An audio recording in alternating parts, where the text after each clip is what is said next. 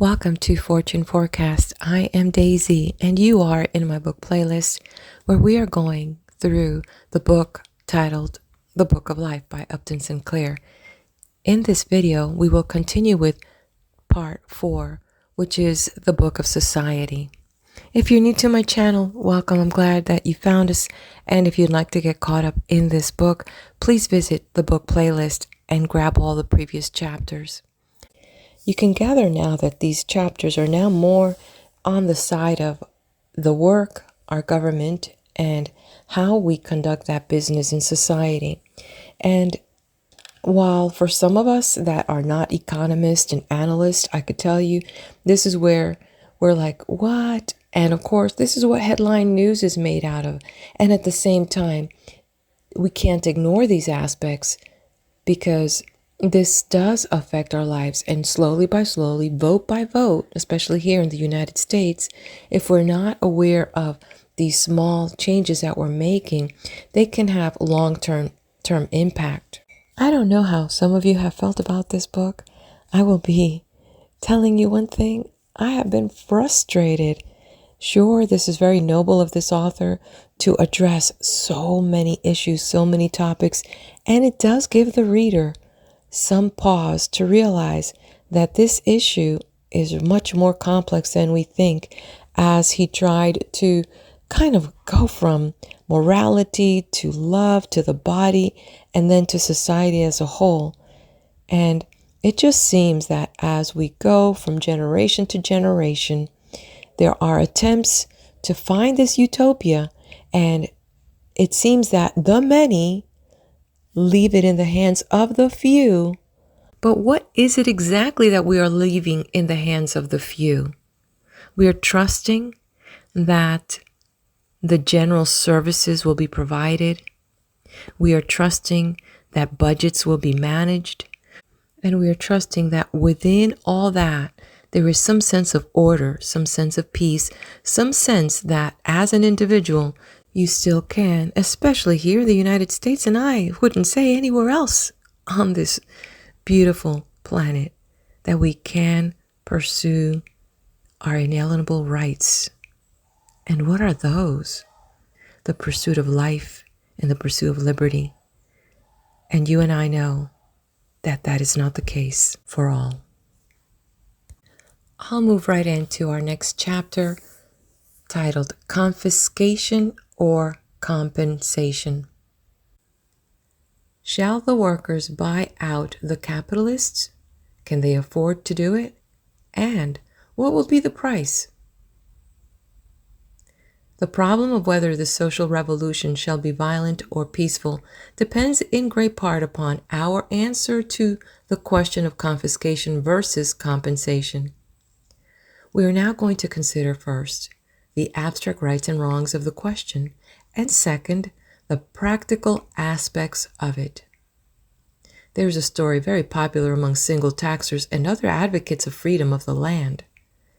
An English landowner met a stranger walking on his estate and rebuked him for trespassing. Said the stranger, "You own this land?" Said the other, "I do." "And how did you get it?" "I inherited it from my father." "And how did your father get it?" "He inherited it from his father." So on for a half a dozen more ancestors, until at last the Englishman answered, "He fought for it." Whereupon the stranger took off his coat and rolled up his sleeves and said, "I'll fight you for it." This is all there is to say on the subject of the abstract rights of land titles. There is no title to land which is valid on historical basis. Everything rests upon fraud and force, continued through endless ages of human history. We in the United States took most of our land from the Indians, and in the process our guiding rule was that the only good Injun was a dead Injun. We first helped the English kings to take large sections of our country from the French and Spanish, and then we took them from the English king by a violent revolution. We purchased our southwestern states from Mexico, but not until we had taken the precaution of killing some thousands of Mexicans in war, which had the effect of keeping down the purchase price. It would be a simple matter to show that all public franchises are simply tainted with fraud. Proudhon laid down the principle that property is theft. And from this principle, it is an obvious conclusion that society has the right to scrap all paper titles to wealth and to start the world's industries over again on the basis of share and share alike. But stop and consider for a moment. Property is theft, you say. But go to your corner grocery and tell the grocer that you deny his title to the sack of prunes which he exhibits in front of his counter.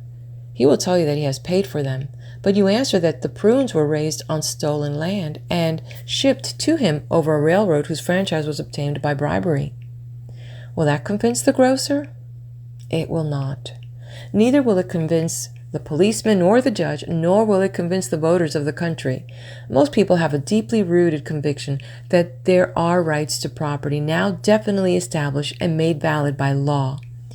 If you have paid taxes on land for a certain period, the land belongs to you, and I am sure you might agitate from now to kingdom come without persuading the American people that New Mexico ought to be returned to Mexico, or the western prairies to the Indian tribes. Such are the facts. Now let us apply them to the right of exploitation, embodied in the ownership of a certain number of bonds or shares of stock in the United States Steel Corporation. Pass a law, says the socialist, providing for the taking over of United States Steel by the government. At once to every owner comes one single thought: are you going to buy this stock, or are you going to confiscate it? If you attempt confiscation, the courts will declare the law unconstitutional, and you either have to defy the courts, which is revolutionary action, or to amend the Constitution. If you adopt the latter course, you have before you a long period of agitation. You have to carry both houses of Congress by a 2/3 majority, and the legislatures of 3/4 of the states. You have to do this in the face of the most bitter and infuriated opposition of those who are defending what they regard as their rights. You have to meet the arguments of the entire capitalist press of the country, and you have the certainty of widespread bribery of your elected officials. The prospect of doing all this under the forms of law seems extremely discouraging. So come the syndicalists saying, let us seize the factories and stop the exploitation at the point of production. So come the communists saying, let us overthrow capitalist government and break the net of bourgeois legality and establish a dictatorship of the proletariat, which will put an end to privilege and class domination all at once. What are we to say to these different programs? Suppose we buy out the stockholders of United States Steel and issue to them government bonds. What have we accomplished? Nothing, say the advocates of confiscation. We have changed the form of exploitation, but the substance of it remains the same.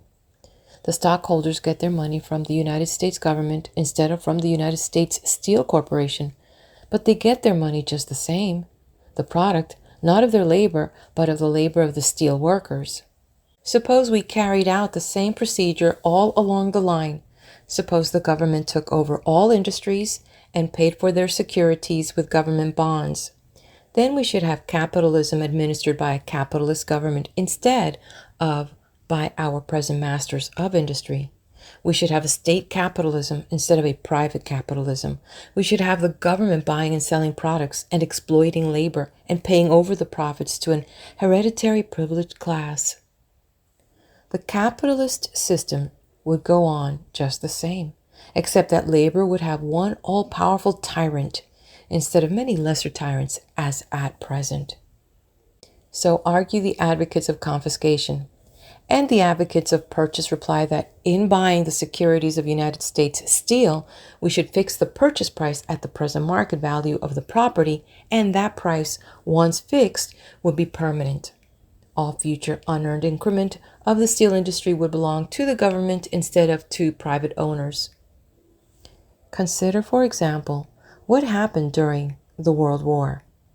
When I was a boy, soon after the Steel Trust was launched, its stock was down to something like $6, and I knew small investors who lost every dollar they had put in. But during the war, steel stock soared to $136 per share. It paid dividends of some 30% per year and accumulated enormous surpluses besides. The same thing was true of practically all the big corporations. According to Secretary of the Treasury McAdoo, there were coal companies which paid as high as 800% per year. That is to say, the profits in one year were 8 times the total investment. Assuming that our government bonds paid 5%, it appears that the owners of these coal companies got 160 times as much under our present private property system as they would have got under a system of state purchase. Even completely dominated by capitalism as our courts are today, they would not dare require us to pay for industries more than 6% on the market value of the investment. And from what I know of the inside graft of American big business, that would be restricting the private owners to less than 1/4 of what they are getting at present. We have already pointed out the economics that can be made by putting industry under a uniform system.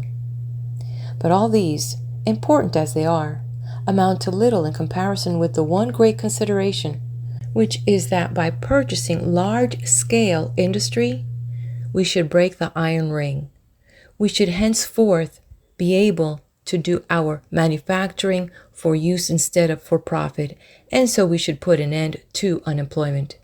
Our cheerful workers would throng into the factories to produce for themselves instead of for masters, and in 1 year of that, we should so change the face of our country that a return to the system of private ownership would be unthinkable. In 1 year, we could raise production to such a point that the interest on the bonds we had issued would be like the crumbs left over from a feast. End of chapter 61. All right, let's hit that like button. Thank you so much. And if you like what you see on this channel and what you're hearing, go ahead and subscribe. Let's move on to the next video where I will be there with the following chapter.